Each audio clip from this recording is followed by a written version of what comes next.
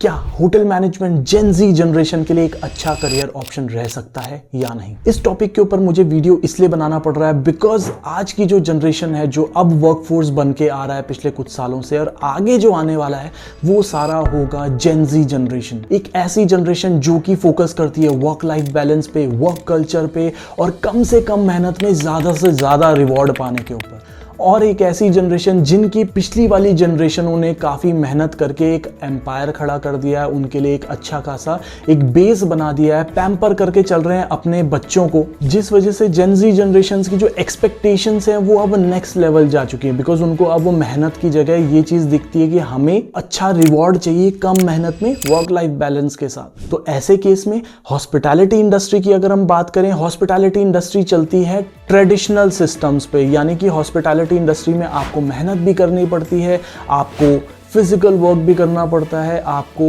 Shift based job भी करना पड़ता है, जो कि इस इंडस्ट्री का एक बेस है, ये करना ही करना होता है। तो ऐसे केस में एक तरफ हो गए जेन जी जो कि वर्क लाइफ बैलेंस देख रही है, जो कि बहुत पैम्पर्ड किड्स हैं, जो कि देख रही है कि सैलरी अच्छी मिल जाए शुरुआत से और मेहनत कम करनी पड़े। वहीं हॉस्पिटैलिटी इंडस्ट्री है जहाँ पे आपको मेहनत करनी पड़ रही है, शुरुआती सैलरी इतनी ल्यूक्रेटिव भी नहीं है, हालांकि फ्यूचर में ग्रोथ अच्छी होने के एस्पेक्ट्स रहते हैं। तो ऐसे केस में दोनों का मिलन हो पाता है या नहीं, ये आज की वीडियो से आपको पता चल जाएगा। तो जैसा कि मैंने बोला, हॉस्पिटैलिटी इंडस्ट्री, और मैं हमेशा अपनी वीडियो में बोलता हूँ कि एक ऐसी इंडस्ट्री है जहाँ पे आपको मेहनत बहुत रिक्वायर्ड होती है। शुरुआती सालों में फिजिकल वर्क रहेगा, खड़े खड़े काम करना पड़ेगा, साथ ही साथ शुरुआती सैलरीज इतनी ल्यूक्रेटिव नहीं होती, बट ग्रोथ के चांसेस बहुत हाई रहते हैं। मतलब आप अगर एज अ सर्वर भी स्टार्ट करें तो आप कॉर्पोरेट्स तक भी जा सकते हैं। लेकिन कुछ चीज़ें हैं जो यहाँ पे इंडियन हॉस्पिटैलिटी इंडस्ट्री में अगर हम बात करें, जो कि बहुत पहले से चली आ रही हैं, जो कि सही नहीं है, वो है लॉन्ग ड्यूटी आवर्स, और साथ ही साथ स्टार्टिंग पैकेज जो आपको मिलता है वो इतना ल्यूक्रेटिव नहीं होता, जो कि बाकी चीज़ों में तो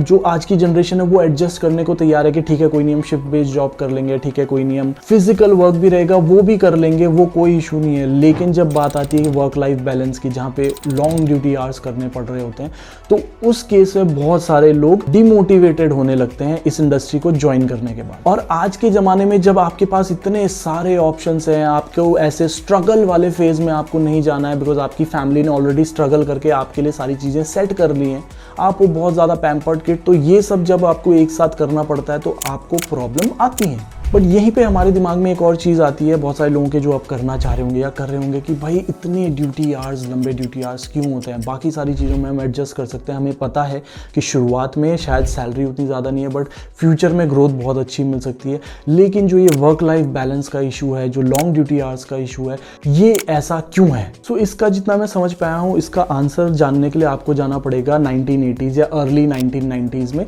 जिस समय में हॉस्पिटैलिटी इंडस्ट्री थोड़ा बूम करने पर आई थी। 5 स्टार होटल्स खुलने लगे थे काफ़ी सारे, और उस टाइम पे जो होटल्स में काम करने वाली ज़्यादातर वर्कफोर्स होती थी वो उस तरीके के लोग होते थे जो ज़्यादा पढ़े लिखे नहीं होते थे, और इसी वजह से उनसे कितनी मेहनत करा लो वो करने को तैयार थे, बस उन्हें नौकरी चाहिए थी। और वो ही एक सिस्टम सा बन गया उस समय। उन लोगों ने जितना ज़्यादा एक्सप्लॉइट कर सकते थे, होटल्स जितना एक्सप्लॉइट कर सकते थे, उन लोगों को उन्होंने करा और उन्होंने भी करवाया जो लोग उस समय काम कर रहे थे, जिस वजह से ये सिस्टम सा बन गया कि आपको लॉन्ग ड्यूटी आवर्स करनी है, ये सब करना है। बट जैसे जैसे जैसे जैसे जनरेशंस आगे बढ़ी, ये चीज़ें अंदर अंदर पनपती रही बहुत टाइम तक, और यही सिस्टम टाइम से चला आ रहा था। इवन होटल मैनेजमेंट के ग्रेजुएट्स आने लगे, बहुत ज़्यादा अच्छे से एजुकेटेड पीपल भी आने लगे इस इंडस्ट्री में, जिन्होंने होटल मैनेजमेंट किया अर्ली 2000s में, और वो इस इंडस्ट्री में कूदे, और उनको भी इस शुरुआती ईयर की ग्रिलिंग से गुजरना पड़ा। और यही सिस्टम अंदर ही अंदर चला आ रहा था और लोग एडजस्ट किए जा रहे थे।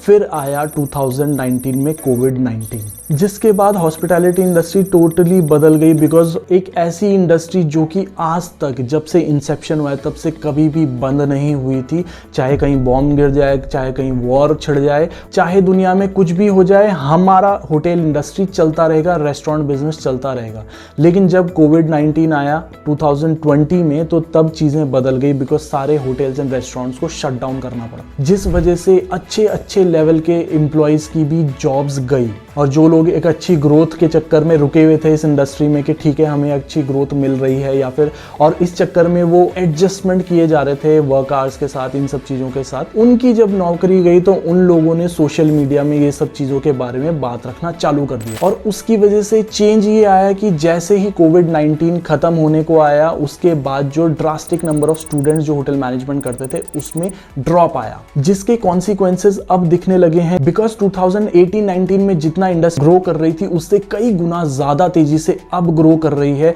नंबर ऑफ होटल्स इंक्रीज हो रहे हैं, नॉट ओनली बड़े सिटीज में बट छोटे टायर सिटीज और थर्ड टायर सिटीज में भी अब आपको 5 स्टार एंड 4 स्टार होटल देखने को मिल जाते हैं अच्छे ब्रांड के। ये सब आपको देखने को मिल जा रहा है, but because number of students drastically decrease होने लगे तो उस वजह से डिमांड एंड सप्लाई का प्रॉब्लम होने लग गया है। Because as I said, Gen Z generation, अब जो नई जनरेशन आ रही है 2017-18 के बाद जिन लोगों ने ज्वाइन करना शुरू करा है, और स्पेशली आफ्टर कोविड जितने चेंजेस आए हैं उस वजह से लोग अब चाहते हैं कि उनकी वर्क लाइफ बैलेंस में सुधार हो। स्पेशली इंडिया की बात करें, स्टार्टिंग सैलरी में भी इंक्रीमेंट हो, और ये बात अब इंडस्ट्री के एक्सपर्ट्स को भी समझ आने लगी है, चाहे वो बड़े बड़े होटल्स हों, चाहे वो बड़े बड़े कॉलेजेस हों, इवन मिनिस्ट्री ऑफ टूरिज्म तक के पास ये अलार्मिंग फैक्टर पहुंच चुका है। और इसी वजह से बहुत सारे चेंजेस अब आने शुरू हो चुके हैं आफ्टर कोविड। जैसे कि आप बहुत सारे होटल्स में देखेंगे 6 डेज ऑफ दे दिया गया है एक मंथ में, कई जगह 8 डेज ऑफ दे दिए गए हैं एक मंथ में। उसके अलावा कई जगह पे फोकस किया जा रहा है कि ड्यूटीज़ को थोड़ा सा रिड्यूस करा जाए।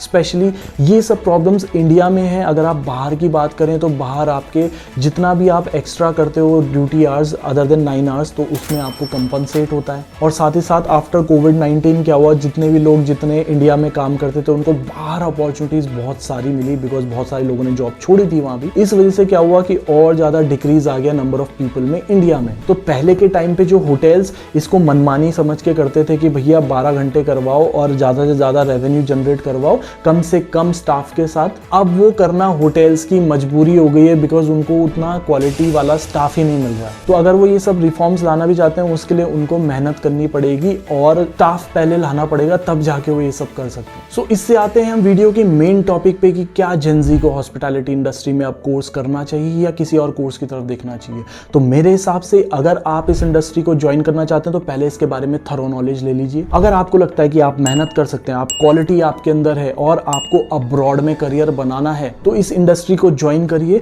ऑल दो अब चीज़ों में चेंज आ रहे हैं और नेक्स्ट आने वाले 3-4 साल में आपको बहुत ड्रास्टिक चेंज देखने को मिलने वाला है हॉस्पिटैलिटी इंडस्ट्री में। बिकॉज होटल्स को, होटल मैनेजमेंट कॉलेजेस को और पूरे सिस्टम को, हॉस्पिटैलिटी इंडस्ट्री को समझ आ चुका है कि अगर इनको फ्यूचर में नए होटल्स खोलने तो उसके लिए स्टाफ भी लाना पड़ेगा, और वो स्टाफ कहाँ से आएगा, लोगों से आएगा। तो अगर आप उनको क्वालिटी नहीं प्रोवाइड करोगे, वर्क लाइफ बैलेंस नहीं प्रोवाइड करोगे, अच्छी सैलरीज शुरुआत में नहीं प्रोवाइड करोगे, तो कोई भी इस इंडस्ट्री को ज्वाइन करने का नहीं सोचेगा। बट वहीं मैं बात करूं, अगर आप हैं पैशनेट इस इंडस्ट्री के लिए, अगर आपको लगता है कि आप इसमें अच्छा कर सकते हैं, मेहनत कर सकते हैं और अब्रॉड जाने की इच्छा रखते हैं, तो फिर इस इंडस्ट्री को आप डेफिनेटली ज्वाइन कर सकते हैं। और फिलहाल की कंडीशंस को अगर हम लेके चलें तो आप शुरुआत से ही अब्रॉड जा सकते हैं वहां पे शुरुआत में, क्योंकि इतना ज्यादा वर्क प्रेशर नहीं रहता है, वर्क लाइफ बैलेंस बहुत अच्छा रहता है, ड्यूटी आवर्स ज्यादा लंबे नहीं जाते हैं, थोड़े अगर चले भी गए तो उसका ओवर टाइम आपको पे हो जाता है, और आप ऑटोमेटिकली शुरुआत से बहुत अच्छा कमा रहे होते हैं। तो इनिशियल ईयर्स को अपने वहां पे गुजारिए,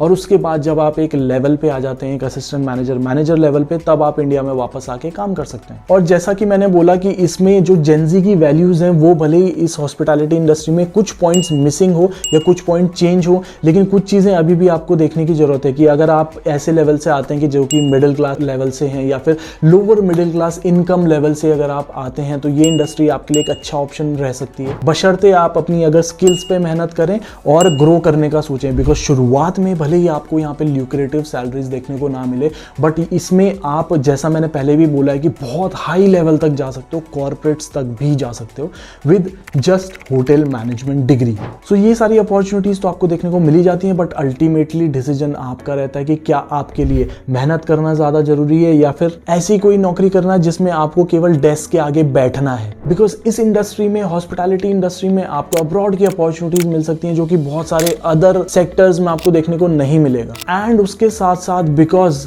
जो कंपटीशन पहले हुआ करता था हॉस्पिटैलिटी इंडस्ट्री में वो बहुत डाउन आ गया है, तो अगर आप एक क्वालिटी कैंडिडेट हैं जिसकी कम्युनिकेशन स्किल्स, जिसकी नॉलेज,